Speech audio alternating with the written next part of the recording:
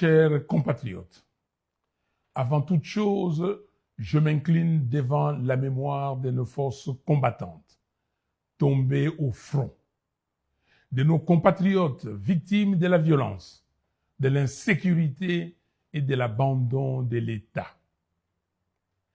J'adresse mes condoléances aux familles endeuillées du Nord Kivu, du Sud Kivu, de l'Ituri et des territoires de l'Ouest touchés par les phénomènes Mobondo. La nation partage votre douleur. Votre souffrance ne doit plus être ignorée.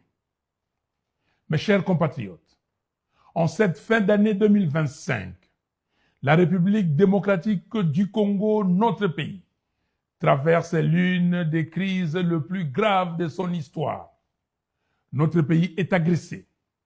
Notre souveraineté est menacée. Notre peuple est abandonné. 7 ans après les hold-up électoraux de 2018, le temps est venu de rappeler la vérité sans détour. Le compromis politique entre Joseph Kabila et Félix Tshisekedi a échoué.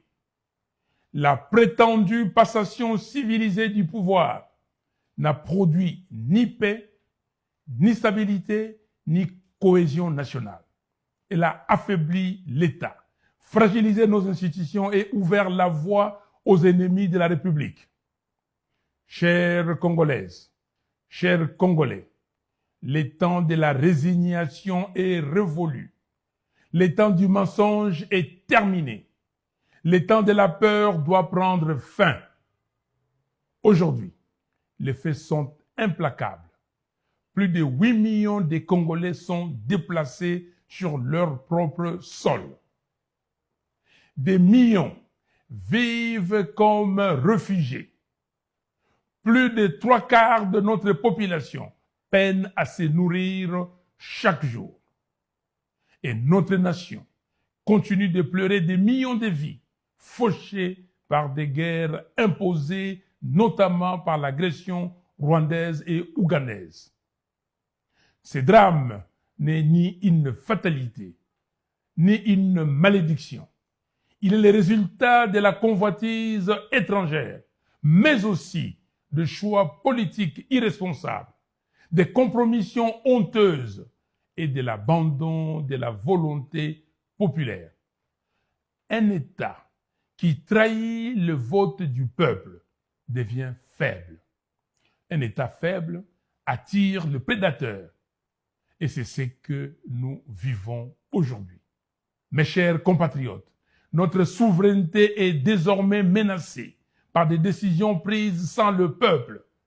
Les accords signés le 4 décembre dernier à Washington engagent l'avenir de la République démocratique du Congo sans débat national, sans transparence et sans consentement populaire. Ces accords sont opaques. Le peuple ne sait pas. Le peuple n'a pas décidé. Le Congo n'est pas une propriété privée. Le peuple congolais a le droit de savoir. Il a le droit de décider. Face à cette situation, une vérité s'impose. Rien ne changera sans le peuple. L'histoire ne s'est fait jamais sans lui. Et l'avenir du Congo ne se construira ni dans le silence, ni dans la peur, ni dans la division. C'est pourquoi nous le disons clairement, le dialogue national inclusif est une nécessité vitale. Refuser ce dialogue, c'est refuser la paix. Refuser ce dialogue, c'est prolonger la crise. Refuser ce dialogue, c'est engager une lourde responsabilité politique. Nous lançons également un appel ferme à la communauté internationale. Nous exigeons l'application stricte de la résolution 2773 des Nations Unies. Nous exigeons une condamnation claire du Rwanda pour les crimes commis sur le sol congolais. Les Congos ne demandent pas la charité. Les Congos ne demandent pas la pitié. Le Congo exige la justice, le respect de sa souveraineté et le droit de vivre en paix. Congolaises, Congolais, l'heure n'est plus à l'attentisme, l'heure est à la vigilance, l'heure est à l'engagement citoyen, l'heure est à la cohésion nationale.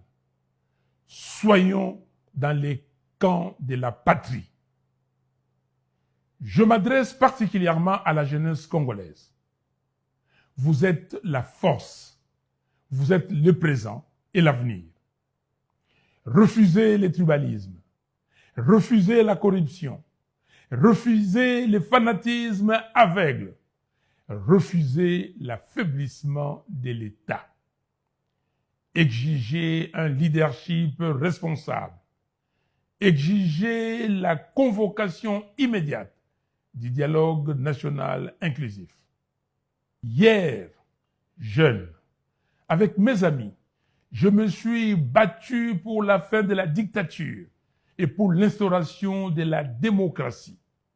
Le 16 février 1992, nous avons marché pour exiger la réouverture de la conférence nationale souveraine, convaincus que l'avenir de notre pays s'est joué alors.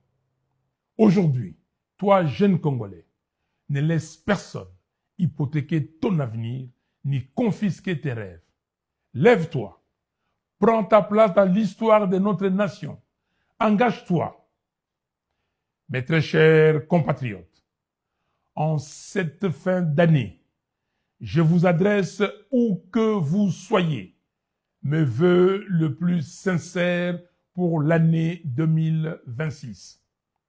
Que cette année soit celle du réveil de la conscience nationale, de la vérité et de la dignité retrouvée. Que Dieu bénisse la République démocratique du Congo. Que Dieu bénisse son vaillant peuple. Je vous remercie.